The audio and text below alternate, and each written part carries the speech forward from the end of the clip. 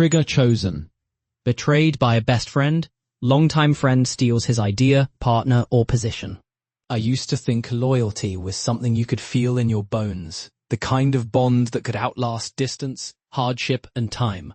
And for as long as I'd known Mark, my so-called best friend, I never doubted that we were cut from the same cloth.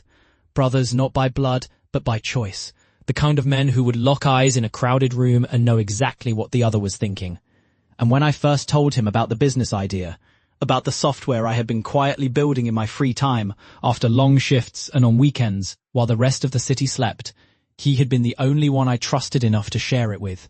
It wasn't just an app to me. It was my ticket out of the endless grind, something born from every painfully learned lesson and late-night sketch on a napkin.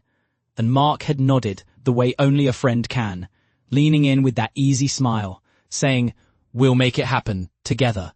The word "we" filling me with the kind of hope only someone who's been working in the shadows can understand. And for a while, it really was the two of us.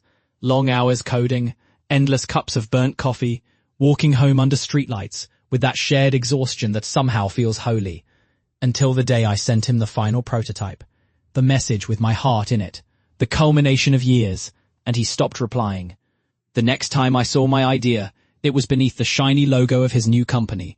Press releases praising his visionary mind, interviews where he spun stories about late nights and inspirations that were mine. And there I sat, in my tiny apartment, staring at my own work being paraded as his, feeling my pulse in my teeth, heat crawling up my neck, my fingers shaking as I scrolled, reading lie after lie. The worst part being not the theft itself, but that the man doing it had once been the only person I'd trusted to have my back.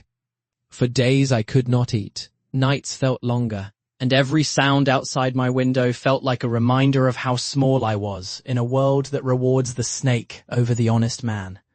And what followed was quiet collapse, bills stacking up like bricks on my chest, depression wrapping itself around my ribs until breathing took effort, my family calling, asking if I was okay, me saying yes out of habit, because I could not yet form the words to explain how gutted I was, how much of myself had been hollowed out by that betrayal. Yet in that bleak stillness, something faint stirred, a small voice that said, "He thinks you're finished." And I realized that was the one thing I could not let be true, so I began rebuilding, all in silence, all in cold shadows where he couldn't see me coming. I read books not just on coding, but on business, on law, on negotiation. I learned how to protect an idea so ruthlessly it was like wrapping barbed wire around it, and I started reaching out to contacts discreetly, planting seeds in coffee shops and late-night calls, finding people who didn't just believe in what I could make, but who understood the taste of betrayal themselves. And together we formed something leaner, sharper, designed not only to outshine the stolen version, but to destroy its foundation. My senses sharpened in those months. I can still remember the hiss and smell of the espresso machine in the cafe where I secretly negotiated my first investor deal, the hum of the old desktop fan in my one-room workspace, the way the street smelled like hot pavement and diesel as I walked home with contracts in my bag, smiling to myself because I knew every step was taking me closer to the moment I would flip the entire story on its head. And the best part was how oblivious Mark remained, posting photos of his growing empire, speaking at events, his ego swelling wide enough to block his view of the storm I was building just behind the horizon. When the moment came to strike, I chose my battleground with care, a tech conference downtown packed with media, investors, and influencers, the kind of place where appearances matter and every whisper spreads like wildfire. Mark was the keynote speaker, and by then, my own company, quietly launched 6 months earlier under a discreet name, had just secured a partnership with a major firm, a deal that made us not only credible but dominant in the very niche that his stolen product was failing to serve. I arrived in a tailored suit that was a far cry from the wrinkled shirts he remembered, and when his talk ended and the floor opened for Q&A, I stepped up to the microphone, steady as stone, and in front of everyone, I thanked him. Thanked him for proving to me the importance of intellectual property law, for showing me that trust must be earned. And then, with a calm smile, I announced the launch of our new platform, one that had already signed 3 of his largest clients thanks to features he could never replicate since I held the patents.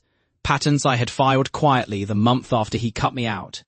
Cameras caught the way the color drained from his face, the murmurs in the audience rising to a buzz, his forced laugh cracking like ice, and I walked away before he could respond, leaving him standing beneath the lights, stripped not by shouting, but by truth laid bare in the most public way possible. In the weeks that followed, his company hemorrhaged clients and credibility. Investors pulled out, and stories began circulating about the alleged origins of his idea, none of which I had to confirm or deny because his downfall was now a self-sustaining fire. I didn't waste my second chance. I used the momentum to grow not just the business, but a network, creating mentorship programs for young coders who had been overlooked or taken advantage of, teaching them the tools to protect themselves in a game that is far colder than it looks from the outside. And every time I signed a new client or saw one of my protégés launch their own project, I felt that quiet satisfaction that comes from turning pain into something useful. That comes from knowing you've built a fortress from the stones once thrown at you. Do I hate Mark? No. Hatred is heavy, and I've got no interest in carrying him with me anymore. But if you ask me whether I believe justice was served, I'll tell you this. Sometimes the best revenge is simply to stand in the place they said you'd never reach, holding what they tried to steal, while their own hands are empty and trembling. I started this journey thinking loyalty was unbreakable, and maybe it is. But the lesson is that it must be shared with those who've earned it, not just those who've been around the longest.